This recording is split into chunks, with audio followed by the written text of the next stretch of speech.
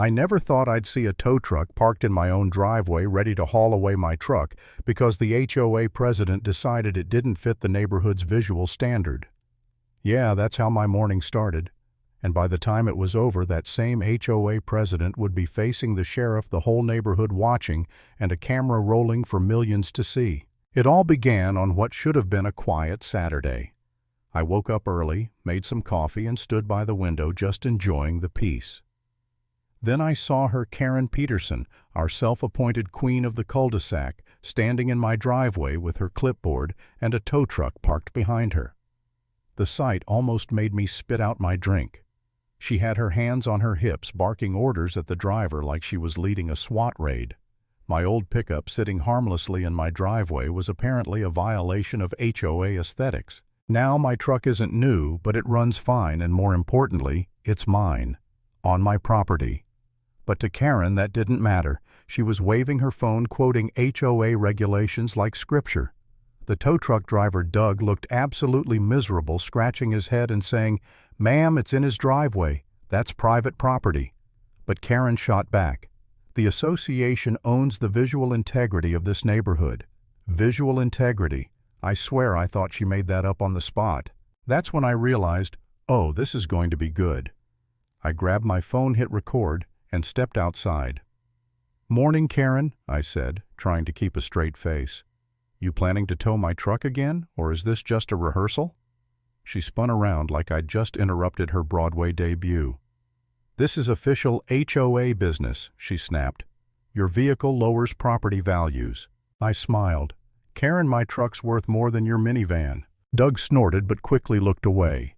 Karen turned bright red. "Call the sheriff," she barked at Doug. And he did. Oh, she really thought she was right. 10 minutes later, a patrol car pulled up and out stepped Deputy Morales, someone I actually went to high school with. He looked from me to Karen to the tow truck, trying to figure out what sort of suburban circus he'd walked into. Karen pounced first. "Officer, this man's vehicle is illegally parked in violation of HOA Code 12-3. I've ordered it to be removed for the good of the community."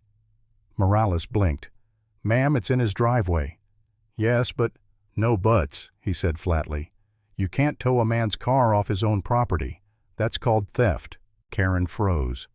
"Theft. I'm the HOA president." Morales shrugged. "And I'm the sheriff. Titles don't change the law." The look on her face was priceless. I was fighting back laughter as she stammered something about neighborhood image. Morales warned her calmly, "Try this again, and you'll be the one getting a tow." She huffed, grabbed her clipboard, and stomped away like a cartoon villain retreating after losing the first round. Doug gave me a look and said, "Man, I didn't sign up for this." I told him, "Don't worry, you just made my morning." I thought that would be the end of it. But if there's one thing I've learned, it's that a Karen never retreats. She reloads. 2 days later, I came home from work to find a bright yellow envelope taped to my door. Final notice in bold red letters. Inside was a letter from the HOA accusing me of disrupting community order and disrespecting enforcement procedure. And get this, it came with a $500 fine. I checked the rule book twice. That rule doesn't even exist. So I marched right over to her house, still in my work boots, letter in hand. She opened the door wearing that smug little smile, the kind people wear when they think they've already won. "Afternoon, Karen," I said. "Got a minute to talk about this fine you just invented?" "It's not invented," she said sweetly. "It's an official penalty for obstructing an authorized enforcement procedure." "You mean when you tried to steal my truck from my driveway?" She didn't even blink. "You obstructed community order." I swear if confidence were currency, Karen could buy NASA. I pulled out my phone and hit record again. "So just to confirm, you're fining me $500 because I stopped you from towing my own car." Her smile faltered. "Recording this is against HOA privacy policy." "Privacy," I said. "You called a tow truck to my house, Karen. That ship sailed." She slammed the door so hard the wreath fell off. A second later she yelled through the window, "You'll be hearing from the board," and she meant it. The next day I got home to find 4 HOA board members standing in my driveway, clipboards in hand like they were filming CSI Suburbia. Karen was in the middle, of course, looking proud as ever. "We're here to conduct an inspection," she declared. Of what I asked. Your property. There have been reports of non-compliance. I looked around. My lawn was trimmed driveway, clean flag hanging straight. Non-compliance with what gravity? They didn't laugh, but I did. She pointed to my tires. Truck tires appeared dusty. One of the other board members scribbled that down. Mailbox paint slightly faded. Front porch mat excessively casual. I burst out laughing. What are you gonna do? Karen, towel my flowers next. Those aren't HOA-approved flowers, she snapped. They're petunias. Unapproved petunias. Even her board members were struggling not to laugh. One of them, Ron whispered, "They look fine to me." She shot him a glare that could melt steel. When they finally left, I uploaded the footage. And that's when the whole world got involved. Within 24 hours, the video hit 1 million views. The comments were wild, some people cheering me on, others begging for more Karen HOA drama. Someone even suggested I start a YouTube channel called Karen Cam HOA Edition. But the real surprise came the next morning.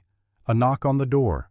I opened it, and there was Deputy Morales again, coffee in hand, grin on his face. "Morning," he said. "Mind if I come in?" I let him in, thinking maybe he was just following up. Nope. He sat down and said, "So, we've been getting calls about your HOA. Seems Mrs. Peterson has been overstepping a lot.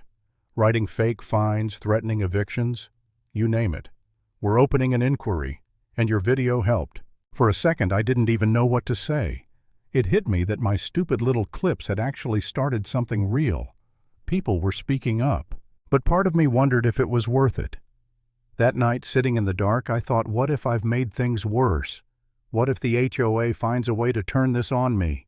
Maybe I should just let it go, keep my head down, move on. Then I checked my security cameras.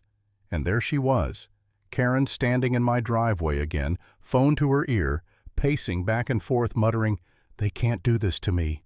I am the HOA." That was it. That was the moment I decided I wasn't backing down. The next day, that clip hit the internet.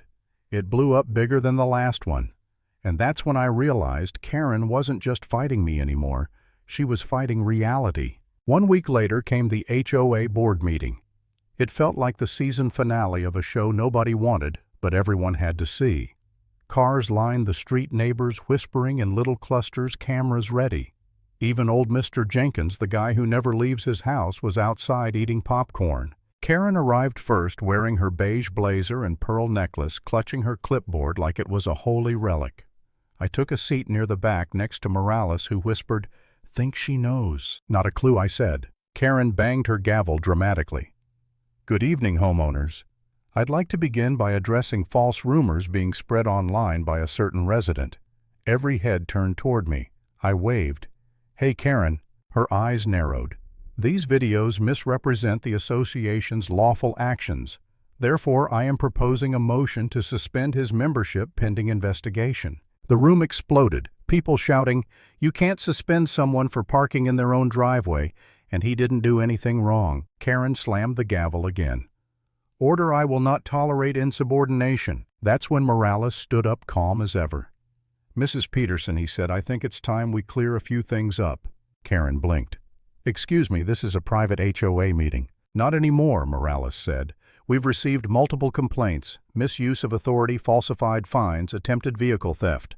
You could have heard a pin drop. Karen turned pale. "That's absurd. I was enforcing community standards." "The sheriff?" "Yes."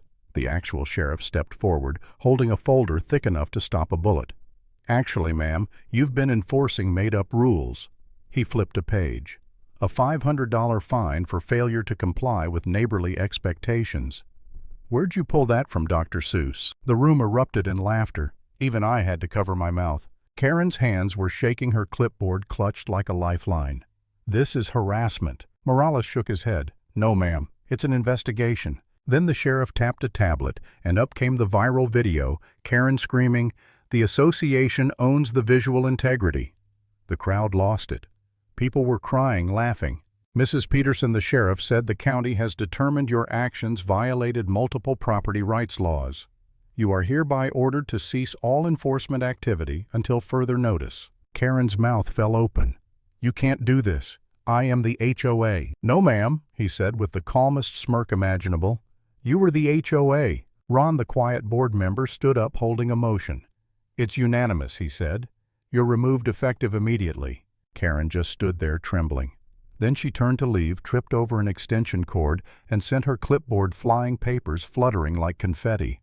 The room burst into applause and laughter. Someone even started chanting, "Karen no more, Karen no more." I just sat there sipping my coffee, soaking it all in. Morales leaned over and whispered, "You can post this too, you know." I grinned, already recording. By the next morning, that clip had 10 million views. Even local news picked it up. Sheriff shuts down, power-hungry HOA president. A few weeks later, Karen moved out. Rumor has it she joined another HOA across town as a regular member this time. Poor souls. Now my driveway is quiet again. My truck sits exactly where it belongs. And sometimes when I'm out washing it, I swear I can still hear her voice echo in the back of my mind. That's a violation. I just smile, shake my head, and keep rinsing. Because if there's one thing I learned through all this, it's that sometimes all it takes to stop a power-hungry Karen is a camera, a little patience, and the courage to stand your ground.